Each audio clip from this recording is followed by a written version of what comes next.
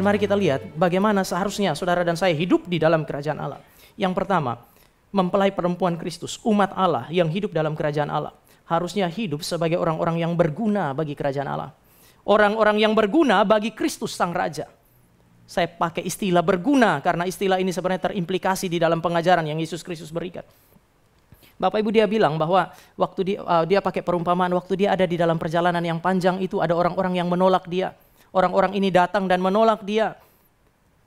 Pada saat mereka datang dan kemudian mereka menolak dia, mereka tidak menginginkan dia sebagai raja, tapi mereka gagal. Yesus meminjam satu peristiwa yang pernah terjadi di dalam sejarah orang Yahudi sendiri. Arkelaus, Herodes Arkelaus itu kira-kira tahun 40 sebelum Masehi, itu sebelum dia pergi ke Roma untuk dinobatkan menjadi raja, dia bunuh pada hari raya Paskah, dia bunuh 3.000 orang Yahudi. Oleh karena itu maka orang Yahudi begitu marah sama dia. Waktu dia mempersiapkan diri, dia belum jalan ke Roma, orang Yahudi sudah utus 50 tua-tua pergi ke Roma untuk meminta kepada Raja Romawi supaya tidak melantik dia menjadi raja. Berhasilkah orang Yahudi? Berhasil. Maka Arkelaus tetap menjadi raja, dia masih memerintah atas orang Yahudi, namun secara hukum, secara de jure, dia tidak pernah menjadi raja. Jadi dia tidak pernah dilantik menjadi raja, meskipun Kaisar Romawi mengutus dia kembali untuk melaksanakan pemerintahannya, namun dia tidak lagi menjadi raja. Orang Yahudi berhasil. Nah, Yesus bilang, saya pergi menempuh perjalanan yang panjang ini. Aku akan kembali kepada Bapa dan satu saat nanti aku akan kembali lagi ke bumi ini sebagai raja. Menarik waktu dia bilang orang-orang itu menolak dia menggunakan bentuk yang bisa diterjemahkan sebagai ongoing attitude. Jadi ini adalah sikap yang saat itu terjadi, sikap yang akan juga saudara dan saya temukan hari ini. Penolakan terhadap Kristus, dulu, sekarang, dan sampai kapanpun saudara dan saya akan menemukan sikap itu. Tetapi apakah ini pekerjaan yang berhasil? Yesus bilang, kalau kamu tolak Arkelaus, kamu berhasil. Tetapi kalau engkau menolak aku, engkau tidak akan mungkin berhasil. Kristus adalah Allah. Bapak, Ibu, dan saya menerima dia, tidak menambah apapun pada dirinya. Jika Bapak, Ibu, dan saya hari ini memutuskan, kalau begitu saya akan menolak dia, saya akan meninggalkan dia, saudara dan saya tidak mengurangi apapun pada dia. Penerimaan dan penolakan kita tidak mengubah status Kristus sebagai Allah. Saudara dan saya menerima dia, saudara dan saya menolak dia, dia tetap Allah. Ini sebuah kepastian. Satu saat nanti, Kristus ini akan kembali ke dunia ini sebagai pribadi yang ilahi, sebagai raja. Dan satu saat nanti, dia bukan hanya kembali sebagai raja, tetapi sebagai raja yang menuntut pertanggungjawaban dari semua orang yang telah dia bawa masuk ke dalam kerajaannya. Bapak, Ibu, dan saya punya hidup sebenarnya satu sisi penuh dengan ucapan syukur, namun dipenuhi juga dengan tuntutan. Dituntut oleh Allah karena satu saat nanti dia akan menuntut saudara dan saya untuk mempertanggungjawabkan segala sesuatu yang telah dia berikan. Maka jangan melakukan pekerjaan sia-sia dengan menolak Kristus, mengabaikan Kristus. Apa yang harus saudara dan saya lakukan? Saya pinjam kata yang digunakan di dalam ayat yang ke-13. Ia memanggil 10 orang hambanya dan memberikan 10 mina kepada mereka. Katanya, pakailah ini untuk berdagang sampai aku datang kembali. Entah kenapa LAI menggunakan kata berdagang. Pakailah ini untuk berdagang. Bapak, Ibu, di dalam bahasa aslinya, dalam bahasa Yunani-nya, Yesus pakai istilah pragmateusaste. Pragmateusaste yang nanti hari ini saudara terjemahkan ke dalam bahasa Indonesia menjadi pragmatis. Sebuah kata yang sangat menekankan hasil, sehingga waktu dikaitkan dengan perdagangan saya kira ada tempatnya. Tetapi istilah pragmatis lebih tepat diterjemahkan bermanfaat atau berguna. Dengan demikian perintah ini bisa diterjemahkan berdaganglah ya satu sisi, tapi lebih luas dari itu dia bisa berkata pergilah dan bergunalah. Dengan apa yang aku berikan kepada kamu ini bergunalah, useful. Dengan apa yang aku berikan kepada kamu ini berbuahlah. Inilah perintah yang sebenarnya. Pragmateusaste, melakukan hal-hal yang berguna bagi kerajaan Allah. Melakukan hal-hal yang memberikan benefit bagi kerajaan Allah. Oleh karena itu, maka Bapak Ibu akan menemukan salah satu ciri hidup dalam kerajaan Allah adalah kerja keras terus-menerus untuk menghasilkan buah. Untuk menghasilkan profit bagi kerajaan Allah. Maafkan saya pakai kata profit, tapi kata ini mengimplikasikan hal itu.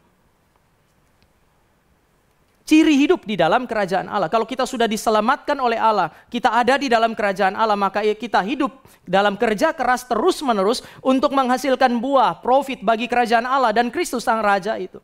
Saya percaya bahwa kehormatan di dalam kerajaan Allah itu tidak ditemukan di dalam berpangku tangan. Bapak Ibu, kalau Bapak Ibu dan saya ada di dalam perusahaan kita masing-masing, apalagi Bapak Ibu adalah seorang pemimpin, orang yang melipat tangan memerintah orang lain untuk bekerja, itulah yang paling hebat. Orang yang paling bawah adalah orang yang harus mengerjakan segala sesuatu yang diperintahkan. Tetapi kalau Bapak, Ibu, dan saya ada di dalam kerajaan Allah, sebaliknya. Orang-orang yang dibawa ke dalam kerajaan Allah adalah orang-orang yang dituntut untuk bekerja keras seperti budak untuk menjadi berguna, menghasilkan buah bagi kerajaan Allah. Kita lihat dari kisah ini sampai kepada upah yang diberikan. Upah yang diberikan kepada hamba yang baik itu kan menuntut kerja keras. Dia bilang pergi dan berdaganglah, hasilkanlah sesuatu. Maka yang punya 1 mina dapat 10. Ada yang 1 mina menghasilkan 5 mina. Lalu kepada yang 10 menghasilkan 10 mina itu dipercayakan 10 kota. Biasanya itu yang kita inginkan kan, Tuhan kami sudah kerja keras, berikanlah upah kami. Dan kita membayangkan upah itu membuat saudara dan saya beristirahat, tidur. Pernahkah Bapak, Ibu, dan saya membayangkan bagaimana urus 10 kota? Satu gubernur urus 1 kota, pusingnya minta ampun. Sekarang urus 10 kota. Saudara bisa bayangkan urus 1 kota itu sulit minta ampun. Sekarang Tuhan bilang kepada kamu yang menghasilkan 10 mina, saya kasih kamu 10 kota. Habis itu dia nggak tidur. Waktu dia dapat 10 mina, dia masih bisa tidur. Tetapi setelah dia dapat 10 kota, dia pasti nggak bisa tidur. Makin lama kerjanya menjadi semakin keras. Saya yakin semua hamba Tuhan, semua yang bekerja di dalam rumah Tuhan itu biasanya berdoakan, Tuhan tambahkanlah kepada kami.